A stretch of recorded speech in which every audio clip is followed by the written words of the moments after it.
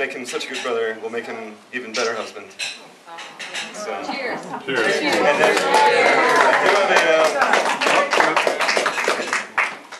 a family saying that we do for toast.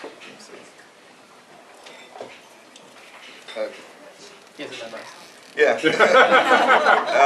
It's my mom's family, from my grandfather, John Rafferty, and it's a full life is rich in love and laughter, duty and discipline, family and faith, faith and friends, and may you have an abundance of them all.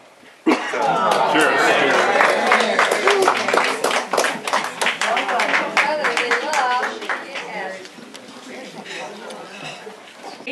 Ford.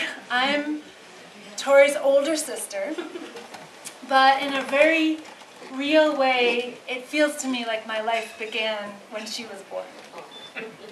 I really don't have any clear or strong memories from before she was born, but then I have a very strong memory of March 14th, 1979. We had corned beef hash for dinner that night. Which walking is on? And we had dinner with my great-aunt Margie and great-uncle Bill and great-grandma. And my mom was really pregnant and ate a lot. And my Aunt Margie said, if you eat, Betsy Ann, if you eat any more, you're going to have corned beef hash instead of a baby. And I remember being really, really upset. Because I did not like corned beef hash. And I had been promised a baby. So I was relieved. That night, my dad woke me up and said, it's time to go to the hospital because your mom's having a baby. And then I remember going to the hospital and being in the waiting room, trying to sleep, and they had these really hard pillows, and going out to visit my mom on a gurney, and then going back into the waiting room, and then finally my dad coming in and dialing on the rotary phone and dialing my grandparents, both sets of grandparents, and telling them that I had a baby sister. And that was the day that I became myself.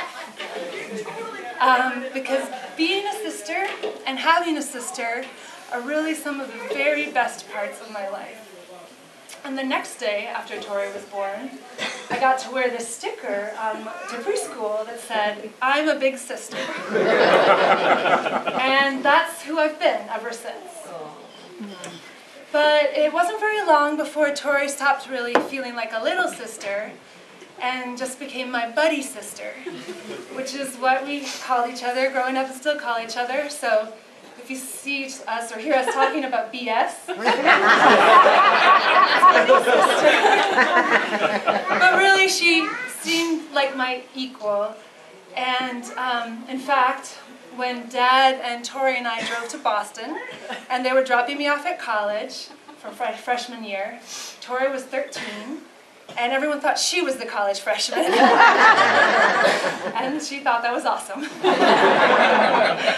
But also, when I was younger, I was really shy, and Tori was often my voice in the world, and sometimes really literally, because our voices sound very similar. We can fool our dad on the phone. Oh, yes. And we can fool lots of people, so when I was too shy to make a phone call, she would make it for me.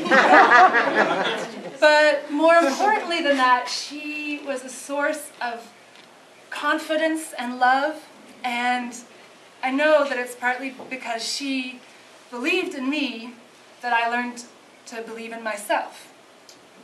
So for a very long time, it was really hard for me to imagine that there was anyone out there who was really good enough to be the partner in life for my buddy sister. And then came Matt, and now I have to give a shout out to my own beloved boyfriend, Matt. Because Matt and Tori and I all met Matt Crowley on the same day in Philadelphia. Anne was there too. And Matt and I were driving back to DC, and Matt said to me, I like that guy, Matt. Your sister should date him. And he was right. Matt Crowley is one of the very best people I have ever met. He is kind and generous and smart and funny and good. And incredibly, he's actually good enough, my buddy says. And besides being a wonderful person, Matt is really fun to hang out with. So I'm very excited that we all get to hang out together for the next few decades. And so while I'm really happy for Tori and Matt, I'm also so happy for me. So let's raise our glasses to the bride and groom and to happiness for everyone.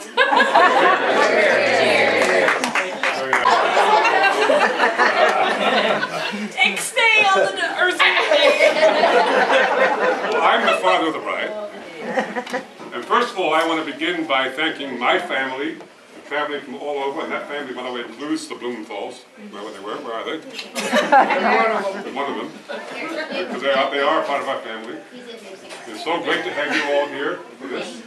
And it's so great to meet some of the Crowley family again, and the family and friends we haven't seen before to see you tonight. So thank you for coming and joining us in this wonderful occasion. And to Mary and Victoria, to Mary and Victoria, my wonderful daughters. Let me say to Victoria and Matt, I've been thinking about what I was going to say for several days.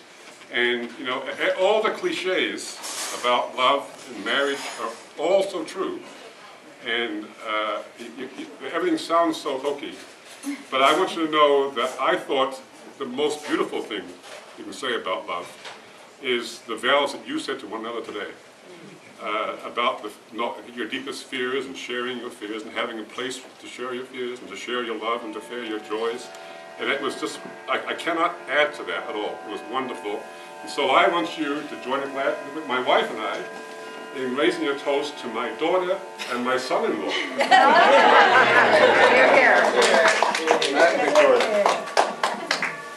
Thank you. I'm sorry to preempted you. We respect you. Right here. I want to see you in the crowd. There you are. Okay, so I'm not actually talking. I'm just announcing dessert, but there's a lot of cake that you saw in the other room, but we have something special as well, and that's these cupcakes here. And that's a tradition in my family, usually at New Year's, but anytime. We make an almond cake, and we put one almond in the cake, and then if you get the slice of cake that has the almond in it, you get good luck for the rest of the year. So we have almond cupcakes for everyone, and you'll notice that they all have almonds on them. Everyone gets good luck.